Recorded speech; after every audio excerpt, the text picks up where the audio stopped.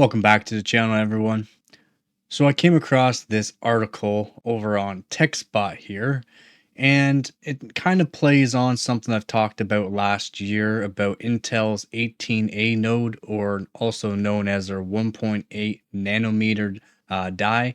So AMD, so Intel and Nvidia might be working together with Intel's 1.8 nanometer node. So their 18A node is what they're going to be using. And we're going to go over this article here, and it might give a little bit of an insight to some people wondering about this partnership with Intel and Nvidia, which would be really good for Intel, and to be honest, would also benefit Nvidia as well.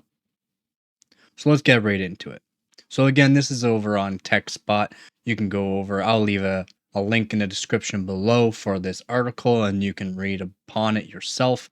And let me know in the comment section below what you think about this partnership with Intel and Nvidia. All right, so rumor mill. A new analyst report suggests Nvidia may use Intel's foundries to manufacture some of its future gaming GPUs. If true, this would mark a significant win for Intel's foundry business as it aims to gain market share from TSMC. Again, if you don't know about Intel's oxidation and about TSMC, about manufacturing their CPUs that were degrading and or oxidized or have oxidation or degrading quickly. Um, again, TSMC is the manufacturer for Intel CPUs. So we're going to go over this a little bit after this chat and then my conclusion on that as well. The information comes from Timothy Akuri, an analyst at Swiss investment bank UBS. He stated in a press note to investors that Nvidia is closer than Broadcom to utilizing Intel's 18A process node for at least some of its graphics processors targeted at gamers. Again, this is for targeting at gamers. This is the reason why Nvidia would like to partner up or might partner up with Intel, just strictly for their 1.8 node or 1.8 nanometer dies. Intel's 18A refers to its 1.8 nanometer class transistor technology currently in development, a low power variant. So right now we are currently at 2 nanometers. They were doing 3 nanometers. Samsung was also doing 3 nanometers, but apparently it wasn't yielding very good results. So they went strictly to 2 nanometer nodes or 2 nanometer transistors, and it seemed to give them better yields for some reason. A low power variant 18AP is also expected, which will appeal to chip companies with power efficient needs.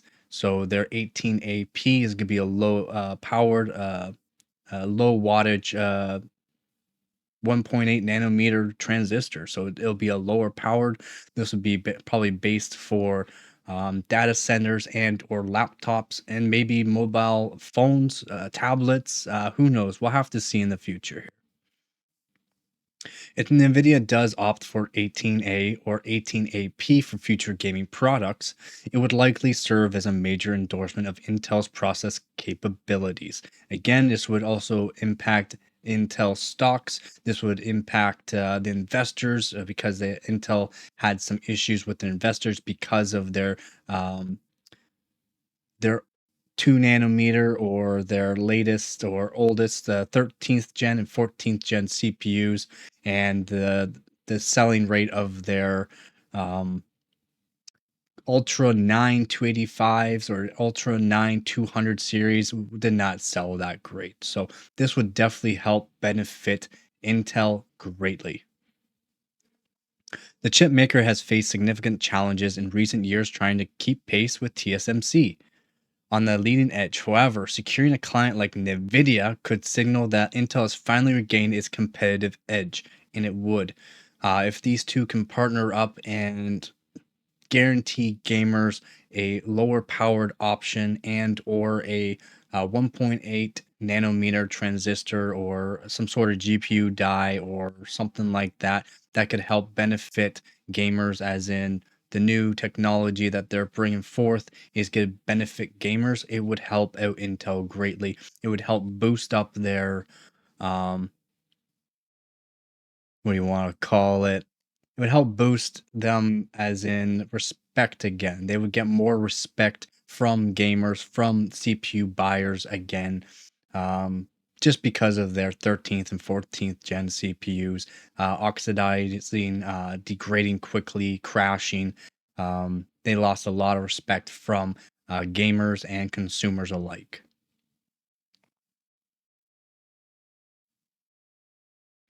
UBS analyst Timothy Akuri stated Intel's INTC or INT new CEO Lip Bhutan is likely to refocus on chip design in the short term and seek to attract major customers to strengthen the foundry business. He further analyzed in short term, efforts will emphasize Intel's design.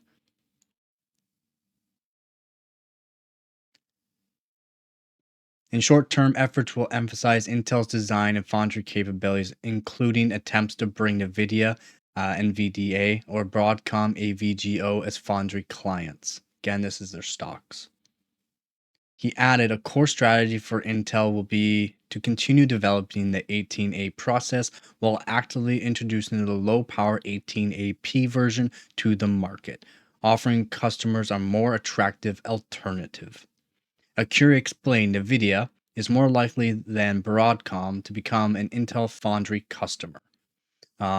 Jensen Hung could consider adopting Intel's 18A processes for gaming products. However, power consumption remains an unresolved issue. Again, this is why they might go after the 18AP. Additionally, he noted Intel can achieve further success in packaging through EMIB technology comparable to TSMC COWOSL platform, potentially enhancing cooperative alternatives with NVIDIA. He also mentioned collaboration between Intel and United Microelectronics Corp (UMC) is progressing smoothly, and production timelines could be accelerated to the second half of 2026. In this scenario, Intel and UMSC could emerge as significant secondary suppliers of high voltage FinFET processors. TSMC potentially expanding supplies to Apple's products next year. Major, major, major. Lastly, Acuria anticipated more detailed updates regarding Intel's foundry process will be provided at direct contact events scheduled for April 29th. So I will be going over this. So stick around for that. Again, if you're not subscribed, definitely click that subscribe button, hit that notification bell because I will be going over this. Curie also suggests that the newly appointed Intel CEO Lip-Bu will focus on chip design in the short term in an aim to attract major clients like NVIDIA, potentially shifting some of the production away from TSMC and Samsung foundries.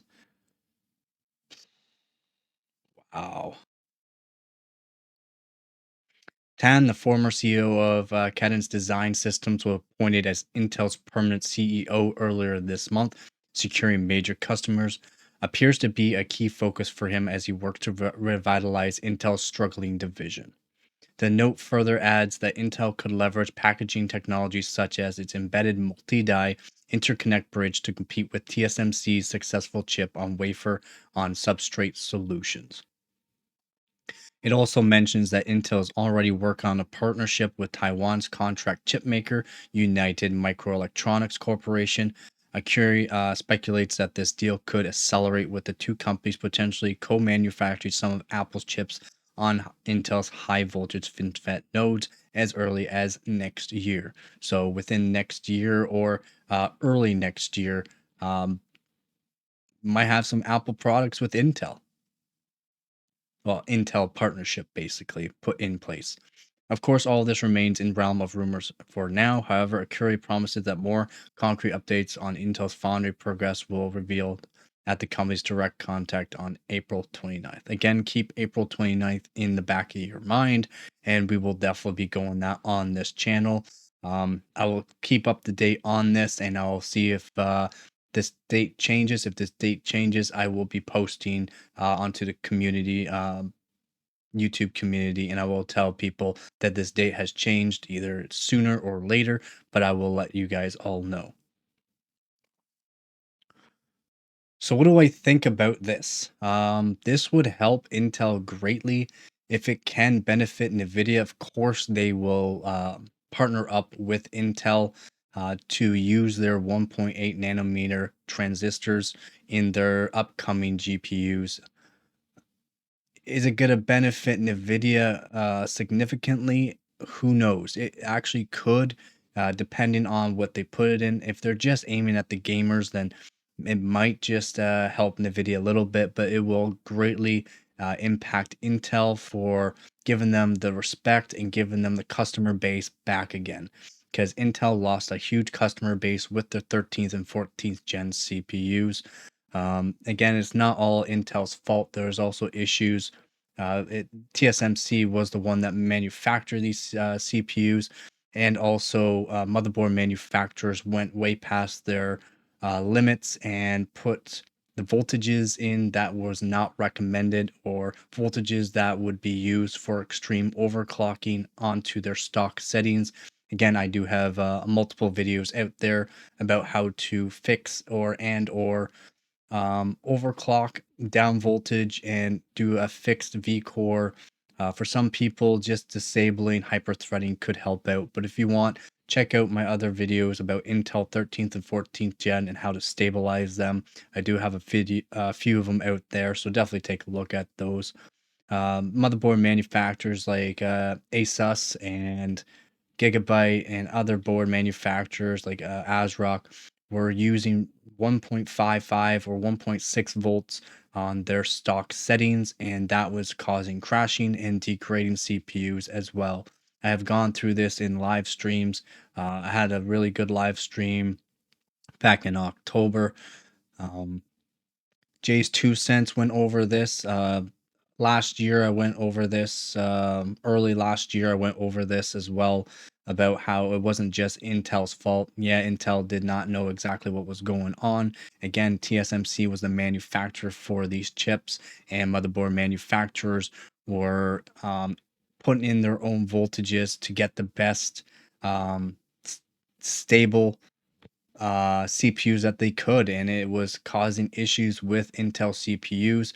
And Intel took the bite on that and did a recall and or gave you an extended warranty, so that way if you were having issues with crashing and or CPU was not working anymore, they would give you the exact same CPU. If they did not have any in stock, they would give you an upgraded CPU. So if you had a 13900K, they didn't have any in stock, or 13900KF and you didn't want that, they would automatically give you a 14900K for a replacement. And that was good for Intel. And nobody really talks about this. They should really talk about how Intel took this step up. They took the pledge and was like, we're not sure exactly what is going on. They did say something about the oxidation, but again, at the time, they still didn't really know what was going on, how the motherboard manufacturers were putting in all these voltages. And they didn't know that TSMC had a lot of issues with their CPUs as well. They might have just gave off all these CPUs, saying that they were fine, but then they were degrading quickly due to the fact motherboard manufacturers again was putting way too much voltages in. ASUS or ASUS, I like to call them ASUS. They're a great motherboard manufacturer. They're a great GPU manufacturer, but they also have issues or had issues with put 1.6 volts into stock settings while you're in the BIOS, which was absolutely insane. The microcode update kind of fixed it, but it was still putting in way too much voltage. Even the newest microcode update, in my opinion, still uses way too much voltages. So again, go check out my videos on how to stabilize 13th and 14th gen CPUs. You can use way less voltages than what you think is required and have a nice stable CPU. I also go through a bunch of little RAM overclocks and something that can actually help stabilize that as well, as some people think XMP is just guaranteed to work. It's not. You might have to do a little bit of manual tuning yourself and or change some voltages, as the motherboard manufacturers put too much voltages for those as well, especially in the SA voltage. But that's it for this one. The conclusion is that it's great. It's great that Intel and Nvidia are going to be or might be partnering up for their 1.8 nanometer transistors for gamers or just for a low powered option. Let me know in the comment section below if you think this partnership is good for Intel, Nvidia, or for both. Um, that's it though. I do believe it's going to be great in my opinion for Intel and for Nvidia. Two big major companies pairing up together, and not even using Samsung's foundries. That's amazing. That's amazing that they're going to be using or partnering up and using TSMC and hopefully gaining more respect and more ground again. If they do, watch Intel stocks go up. Watch people start buying these GPUs that NVIDIA and Intel have made. Watch how Apple goes in and uses Intel's new 1.8 nanometer transistors as well. Stick around for next year on that. Again, stick around for April 29th when we'll be going through this again. Again, if it changes, the date changes, I will put a community post up on YouTube and let you all know that the date has changed for that. Again, thank you to all my viewers, subscribers, and donors. You guys are helping out this channel greatly. If you're not part of the Discord channel, you should definitely take a look at that. If you have not checked out the Patreon page, you should definitely take a look at that. If you would like to help out this community or this channel itself, I am partnered up with YouTube now. You can join. There's multiple different tiers that you can join in. Anything helps. I also have a PayPal in the description below. So if you'd like to donate to this channel to help out this channel grow more and more, so that way I can get my hands on the newest stuff and review things myself. So that way you have trusted and have an actual review that is not sponsored, then I would help out greatly as well. Again, thank you all for watching, and as always, don't forget to get her done.